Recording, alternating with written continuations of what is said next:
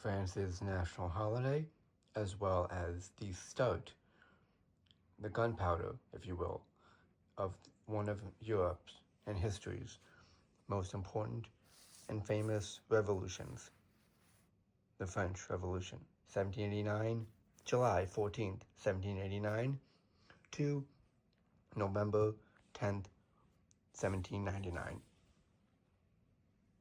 whereupon Napoleon would orchestrate his famous coup of Brumaire. But we will get to that in coming weeks or months, depending on. But this is a engraving first done 3 days later in the first rendition of Revolution of Paris pamphlet, which ran throughout the entire revolution, giving information and yet more revolutionary leaning beliefs. As you could tell, the Bastille and the members of the citizenry and French National Guard went up against the troops guarding the Bastille and Governor Delaunay, whose head would later, after storming successfully, would be beheaded and carried on a pike across the city of Paris. So this is basically the first engraving, or in our minds, the first photograph of what transpired that fateful day. And this would also be the outline for the famous painting in 1871 that I'm pretty sure most people have seen now, even if you are unfamiliar with the event. So basically, and this is a journal of Paris printed 2 days later. However, sadly, it does not carry any information regarding the storming of the Bastille, but it does carry information on the Estates General and that any information that they had on the storming and on the capture of Delaunay, and how it transpired between them and trying to appease the king at the time still, even though there was already tensions boiling over. To make a long story short, the morning around 9 o'clock on the 14th of 1789, French citizenry and the National Guard under General Lafayette stormed the Hotel des Invalides, which was at the time Paris's national armory. It housed roughly 30 to 40,000 muskets and ammunition, which the citizenry took before storming the Bastille.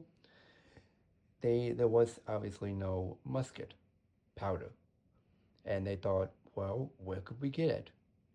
The only logical place would obviously be the Bastille itself.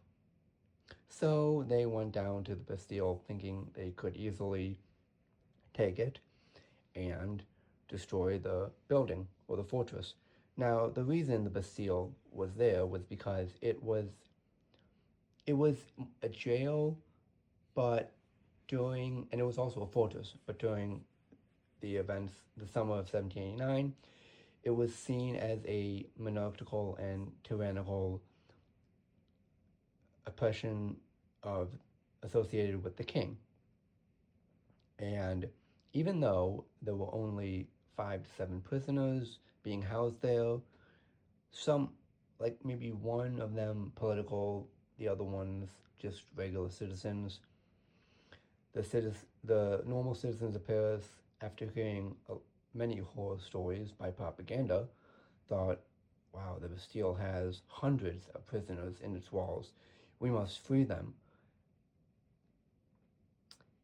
That is to make a long story short.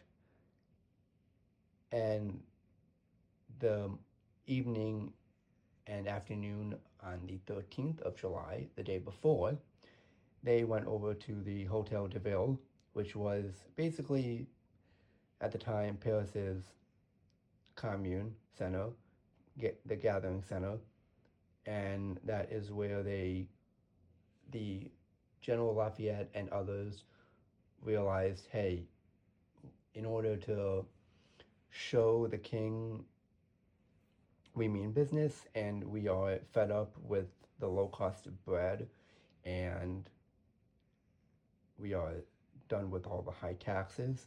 And also, not to mention that just a month or two prior, the king sacked the most beloved finance minister in France at the time, Necker, and he was trying to work out, he was actually doing a lot of good for the city of Paris and the country itself in terms of finances. But the king, being the king, he didn't see it that way. And he was like, yeah, dude, you're gone. I don't really care what you do. I don't really care about the country's finances. I just want to party with my wife. So they saw it as not just oppression, not just tyrannical, but more of the king and queen are not in our sphere. They don't know what the average citizenry is facing. Let's show them. So then came the morning around 9 o'clock, 9:30. On the 14th, they stormed the Hotel des Invalides, took around 30 to 40,000 muskets, and went over to the Bastille to grab some gunpowder. A few hours later, after intense fighting, as you could tell by the diagram, which is actually pretty unique on its own, it's highly detailed, but they eventually were able to storm the Bastille. They captured Governor Delany, and they beheaded him and put his head on a pike and stormed it through the streets of Paris with a jubilant crowd. And the king's response was, okay. He wasn't really amused, obviously, but he didn't know what to do. So then, in a few weeks' time, we will get to more pressing pages of the French Revolution in terms of the Women's March on Versailles, which basically brought the king and queen back to Paris and back into the fold of the regular common folk. We will also be getting to the massacre of the Swiss army at the hotel or at the Palace of the Tuileries in 1792, the execution of King Louis, the execution of Marie Antoinette, and among other things. But those will come at a later date. If you enjoyed this, please think about subscribing, liking the video, so that way it could gain more traction.